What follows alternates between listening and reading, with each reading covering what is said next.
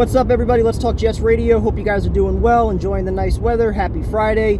Quick video here to follow up on Tyson's video on how you guys became Jet fans. I thought I'd share my story, and it really goes back to my parents, in particular my dad. He was a big Jet fan growing up, went to a lot of games, and then 1981, I believe it was, when the Jets were home for the final week, a chance to clinch the playoffs against the Packers. He got tickets for that game, and he still tells me the story all the time, how the Jets clinched, everybody ran on the field, they tore down the goalposts, and he pretty much said from that moment on he was hooked. So he got season tickets the following year. Unfortunately, at Shea Stadium, the only thing they had left was last row, upper deck, pretty much right at the very edge where the wind was coming off the bay. So he said it was one of the coldest seats in the house probably. Luckily, when they moved to the Meadowlands, somebody that he worked with was able to hook him up with much better season tickets, and this is where I grew up going to games. We were section 132, 2 sections over from Fireman Ed. It was row 17, 40-yard line. The seats were amazing, but the thing that I always remember the most was just always looking at Fireman Ed, always trying to figure out where he was going, because at that time he used to go up and down all the different sections and try to get the chant going that way. So just the atmosphere that was at a lot of those games, that's what got me hooked at a young age. I probably started going right around age 5. I would go to the games in September when it was warmer weather, and then either my mom, my sisters, or some of my dad's friends would go after that.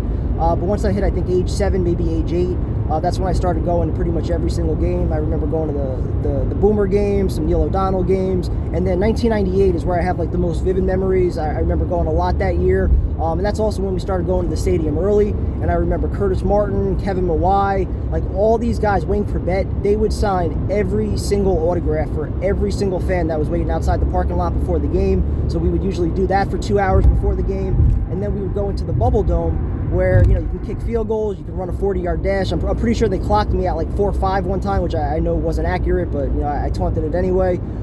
So you had that, you could throw to the cardboard receivers, so it was always a good time in there. They had live music. I remember Marty Lyons and all the other former Jets, they were always out there signing autographs as well. So that was one of the big things that stood out to me as a kid, was being able to interact with a lot of the players, how fan-friendly they were, pretty much minus Keyshawn Johnson. So that was big for me. And then, like I said, the season tickets being so close to Fireman Ed, and just a different kind of stadium atmosphere where it was the same people in your section all the time. The crowd was always getting loud. They were fired up, Jet chants, defense chants, and it didn't matter how bad the team was. You knew everybody in your section, you had a good time, and the place was always loud.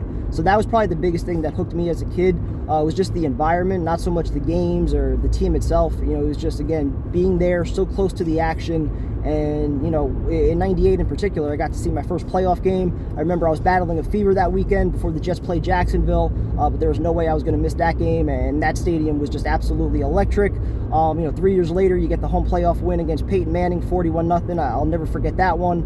And it's a shame too that as fans who have been season ticket holders pretty much my entire life, that we've had 2 home playoff games, and I'm 33 years old now. So it's crazy to think about that, but it just shows how passionate we are for sticking with this team through thick and thin, and all the bullshit that they put us through, even with the PSLs. I think that's why a lot of fans were so pissed, because they destroyed the home atmosphere that they had. So it wasn't easy to watch that go away. But we're still here, so I hope you guys enjoyed the video. Looking forward to hearing some more fan stories from you guys, and talk to you later.